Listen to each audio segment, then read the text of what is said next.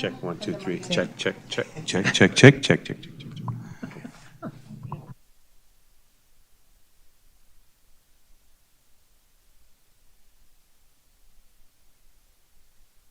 There's a link. And how do you put this link off of Facebook? Yeah, no? Oh, it's city. Okay. All right, good afternoon. Today is June 26th, it's 4:01. Please call the roll. Chairperson Juani Garza. Here. Vice Chair Ted Masiacos. Present. Alderman John Lash. Here. Alderman Mike Seville. Here. Alderman Emmanuel Llamas. 4 present. Okay.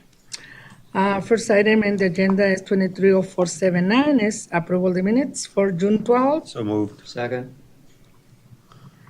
Okay, motion by Ted Masiacos, second by Alderman Seville. All in favor say aye. Aye. Okay, motion pass 4-0.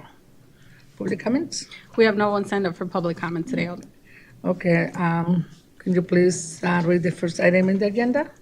Item 23-0461, a resolution to accept a bid proposal from Interiors for Business, Inc. of Batavia, Illinois, through a Sourcewell Cooperative Agreement Contract Number 121919-STI in the amount of $87,675.23.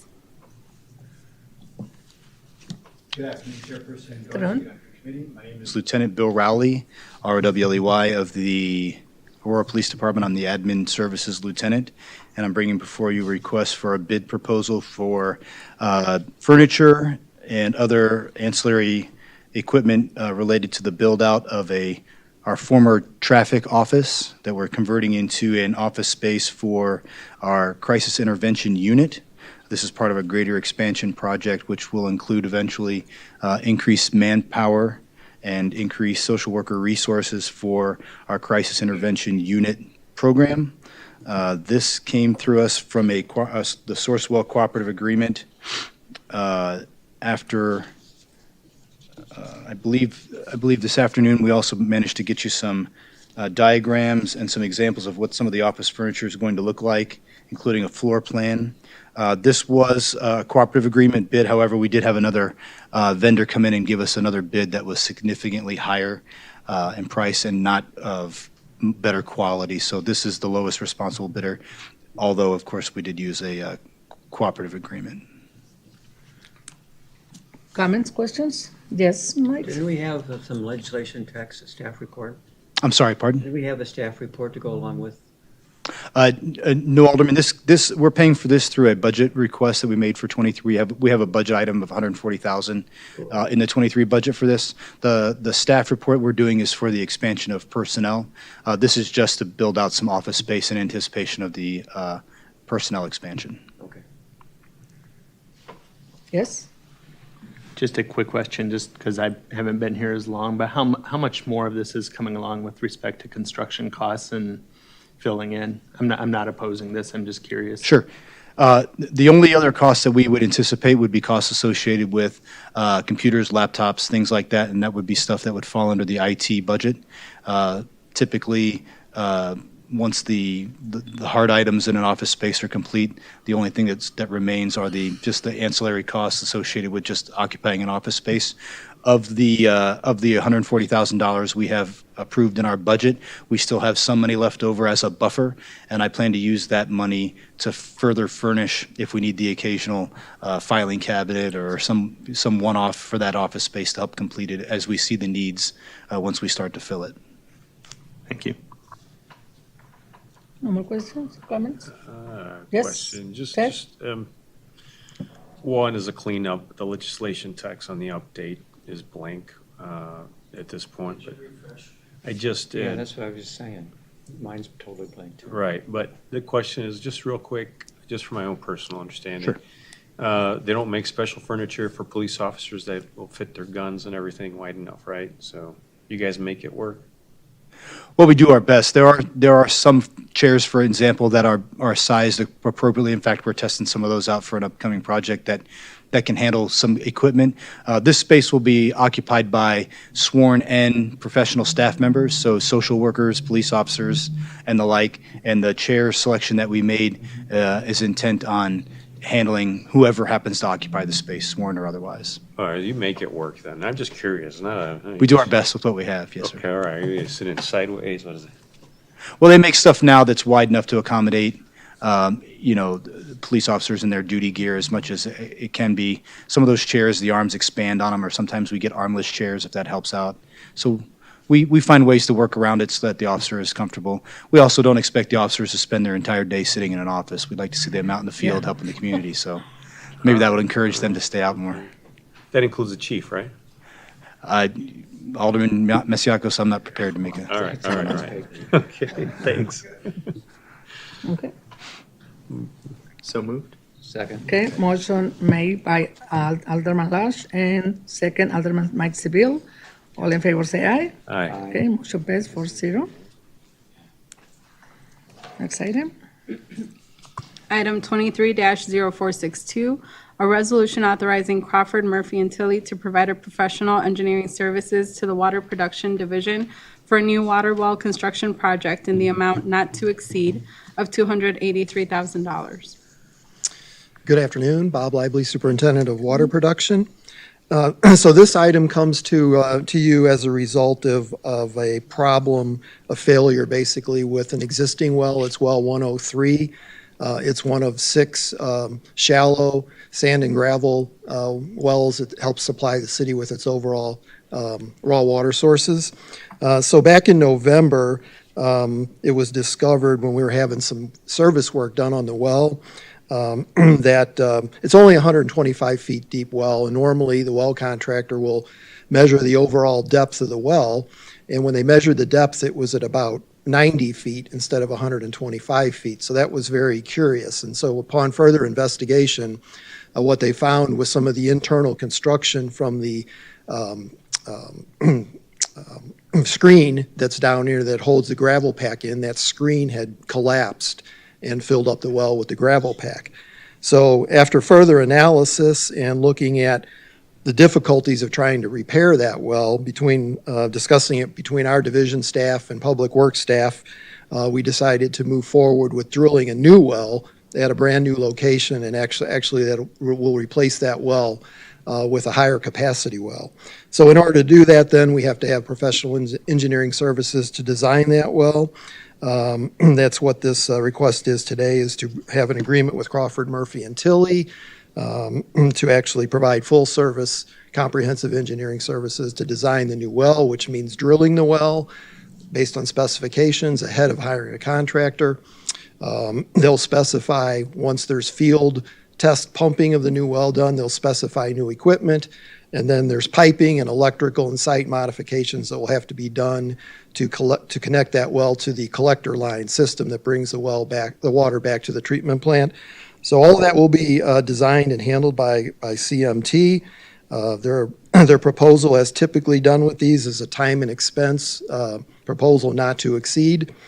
CMT has done all of our most recent wells, and you don't drill wells very often. The last ones that were done by them were in 2008 and 2009, so they're very familiar with designing new wells, and they've done a good job for our division.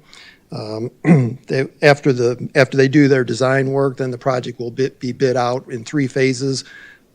So we promote competition for drilling, specifying the equipment, and then construction observation they'll do construction observation, but they'll bid out the piping and electrical and site work.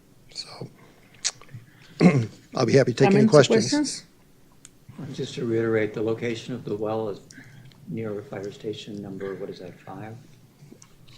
Yeah, the new site is going to be Fire Station 10 Number 10, that's what I at mean. Yeah. the And the corner. old site is right near there? The old site is about 2,500 feet south, South? nearly a straight line back to the south on Orchard, on that same side. Because our raw water collector line runs parallel, so it'll be an easy connection to just move up and then move over and connect to the new, makes sense. to the collector line. Yeah, so we're actually, optimizing the cost of the project. We're not going to a new site to drill a well that's a mile away from the collector line or anything like that. Okay. So moved. Second. Motion by Mike Seville, second Alderman Ted Masiacos. All in favor, say aye. Aye. Motion passes 4-0. Next item. Item 23-0470, a resolution ratifying payment to Morrow Brothers Ford, Inc. in the amount of $662,080 for the purchase of 16 replacement police utility vehicles for the city's fleet. Good afternoon. Derek Winston, Director of Public Facilities. I'd like to thank Madam Chair and the Infrastructure and Technology Committee for hearing this item today. The purchase of the 16 police utility vehicles was originally approved by the council and ordered last September. And as of mid-April this year, the order has not been fulfilled, and the Sourcewell vendor, National Auto Fleet Group, could not provide any information or confirmations on whether or not the order would be realized. So I then learned that Morrow Brothers Ford had a limited inventory of police utility vehicles for immediate sale on a first-come, first-served basis. So given the uncertainty of the original order, the limited opportunity, and after consultation with the mayor's office, it was decided to cancel the order and procure the vehicles from Morrow Brothers Ford. So the vehicles were originally ordered with standard-equipped hybrid power plants, but due to material shortages and high demand, the hybrid option is not currently available. So all 16 vehicles have been delivered in new condition. For how much we approval and back in September? What is the amount similar or? So I'm sure the per We approval unit, in the city council in September? correct, September of '22. Yes. So the original per unit cost was $52,114, and then this we're getting for $41,380 per unit. Okay. Questions, comments? Yes? So how much were the hybrid version and when would those become available? Okay, so there's no word on that yet, Alderman Lesh. Right now, due to, it said there's no end in sight, there's total shortages on that, nobody can get them. So this is the only thing that's available at this time. Okay. And then do we have a plan to move towards hybrid? I know it's a little difficult for a police vehicle to move to electric. You would need double until that technology improves. I don't see it happening, but the hybrid option seems to be getting more popular. Do we have a plan to shift our fleet over? Oh, absolutely. So we already have 16 cars in process or in service that were procured the last round. But it's just this round here, they were all originally intended to be hybrid, but due to the shortages, we can't get them. So hopefully that pans, out, smooths out in '24 and we can get back on track. Okay. No more questions? Okay.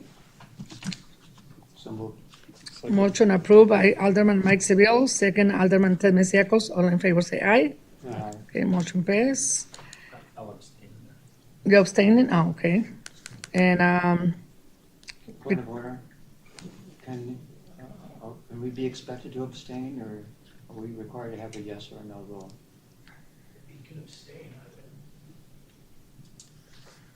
I have no problem voting no if you prefer. Yeah. I just, well, my take is I don't want any. because we approval this one back in September in city council, so they really didn't need much our vote because it's already passed, right? My understanding is you need the vehicles, made the purchase agreement back a year ago. I guess I just would have liked to have seen us taking a little more aggressive steps to get the hybrid, and I don't want a fossil fuel vote in my record, so. That's fair enough. Yeah. But historically, though, the aldermen always either take a yes or a no vote, just to be on record, and that way it gives us an idea and help too with regard to solidifying our positions on issues before us. So. Yeah, they're gonna be tomorrow on the city council again. So you can vote no, or you can vote yes. And I'll be happy to explain the same. Okay, absolutely. Madam Okay. Chairwoman, can we still get an explanation, just for the record, from our legal counsel? Yes. Okay, could you just get on the microphone? Can you please come to the microphone, please? We didn't hear you. Sure, Patrick Collins with the Law Department, he can abstain from any vote. There's, Okay. I mean, if he, that's his option as an alderman. All right, that's all we need. No, Thank you so If much. that's the case, I'll just mark it as abstain. Okay. Let the All right, Thank you. no problem. But I'll be happy to explain my rationale behind it, so everybody knows. All right. So it's already motion and it's passed, and next item. Item 23-0484, a resolution to award the Illinois Ave to Orchard Ave Water Main Improvements Project located in Ward 6 to Stokes Excavating, Inc. in the bid amount of $402,861.00. Good afternoon, Kurt Muth with Engineering Division. So this water main project addresses several needs. The project is located north of West Illinois Avenue, west of the Fox River. It's generally known as the Coal Center, the Fox Valley Park District headquarters. There's existing water main on the southeast side of the building that has some hydrants on it and also serves as the water service for their building, which is a dead end. And then Orchard Avenue to the west of there has a dead end water main on it as well. We've gotten several water main quality complaints over the years on Orchard Avenue because of the dead end water main. And then the water main along the Coal Center has a history of breaks. So for those two reasons, we looked at looping the water main from Orchard Avenue all the way down to West Illinois Avenue. We discussed this with the Park District early on over the winter because the ideal location is on their property. So we worked to get an easement together with them and an intergovernmental agreement together with them because part of that water main that serves their facility is essentially theirs. So they're going to take ownership of 20% of the cost of this project. That'll all be detailed in the intergovernmental agreement, which is going to go in front of the BZZ&E committee on Wednesday. So as we move forward with the project, we put it out for bid. We got 8 bids for it, with the low bidder being Stokes Excavating, who is approximately 7% below the next lowest bidder. Be happy to answer any questions. Questions, comments? Motion by Alderman John Lash, second, Mike Seville. Okay, all in favor, say aye. Aye. Okay, motion passed 4-0. Thank you very much. No other items to end this agenda? Motion by Mike Seville and second Alderman Telme Secos. All in favor, say aye. Aye. Okay, adjourn the meeting at 4:18 p.m. Thank you very much.